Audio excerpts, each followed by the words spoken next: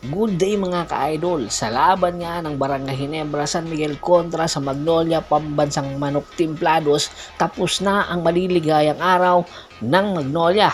Dahil sa score na 99-77 ay tinuldukan na nga ng Barangay Ginebra ang kampanya ng Magnolia sa Philippine Cup. Isa po itong indikasyon na magbabago na ang ihip ng hangin ng Magnolia sa susunod na konferensya.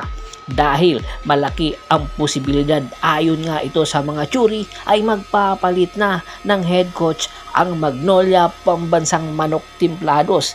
Ilang taon na rin si Coach Cheto Victolero sa Magnolia Pambansang Manok Timplados, pero hindi na nga nakakuha pa ng kampyonato at lagi na lang runner-up.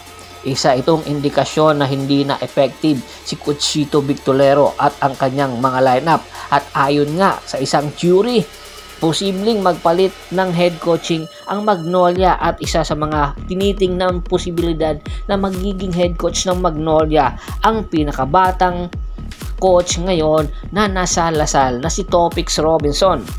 Madaming kupunan ang interesadong makuha si Coach Topix Robinson matapos nga magkampyonin nito ang De La Salle ng mahigit ilang taon ding hindi nakakakuha ng kampyonato. Sa lakas ng Lasal ngayon, sa pagpasok nga ni Coach Topix Robinson, hindi na kinu-question kung makukuha pa ba niya ang pangalawang susunod na kampyonato na ito. Marami na tuloy ang nagsasabi panahon na para magbalik PBA si Coach Topix Robinson dahil nandito ang totoong laban. Dito makikita ang sukatan kung gaano ba siya kagaling na coach.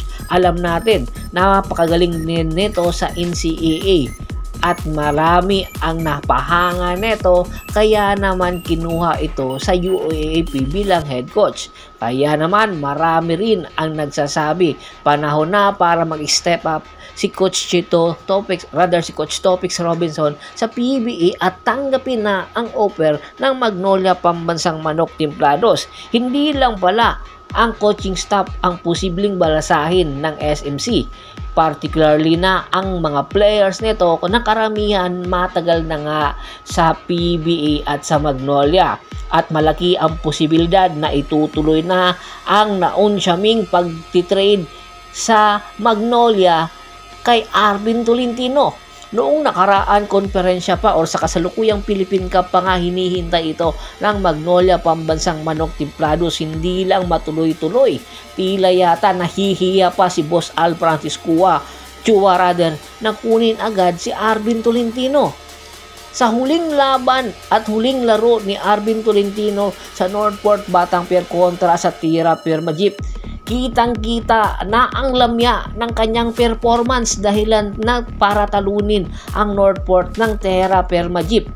Tanging ang missing link sa larong yon ay si Arvin Tolentino. Alam naman natin na kayang-kaya ni Arvin Tolentino na pumuntos dahil nga isa ito sa streak shooter ng Northport at isa sa number 1 offensive player ngayon ng PBA. Hindi ito magiging number 1 offensive player for nothing. Alam natin na napakagaling at napakataas ng field goal percentage ni Arvin Tolentino. Tila yata may bumabagabag sa kanya at pumipigil na ilabas niya ang kanyang 100 performance sa laban na yon ng Tierra Firma Jeep.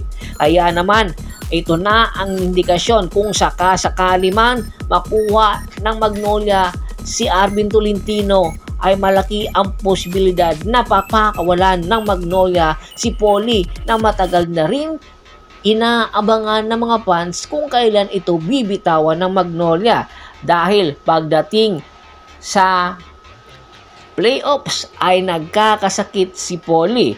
Pero sa huling laban nila kontra sa Barangay Ginebra, alam nyo ba na 6 na puntos lang ang nakana ni Polly, dahilan para indikasyon na ito na panahon na hindi na po pwede dahil meron injury. Hindi na, no more excuses na, pakawalan na si Polly at magbago na ng lineup ng Barangay, rather ang Magnolia, at magpabata na dahil karamihan ngayon sa mga team ay nagpapabata na at unti-unti nang umaangat ang mga laruan at unti-unti na rin masasapawan ang mga dating veterano ng PBA na katulad ni Polly.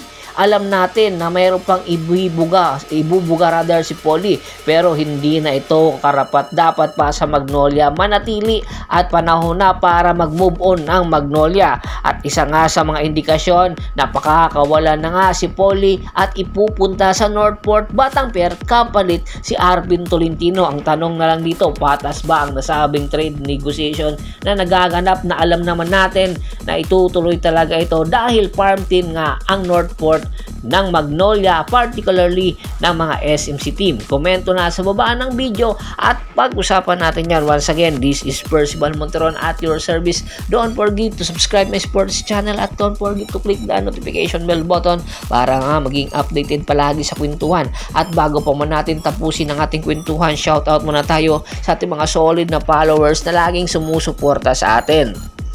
Kay Kagawad Cats Akinudukusin ng Hagonoy, Bulacan, Ricky Lanza ng Ricky Rider TV ng Tansa, Cavite, Anthony Laquialon at sa Laquialon family, Ronald Bersobidad, John David Golapa, Yornel Belches, Julius Roche, Ronald Gato at si Mr. Rafael Branya. Marami pong salamat sa walang sawang niyong pagsuporta. Pakibisita na rin po ng Facebook fanpage ko. Paki-like, paki-follow, paki-share ganun din po sa YouTube channel ko at sa TikTok channel ko. Hanggang sa muling kwentuhan, maraming salamat po.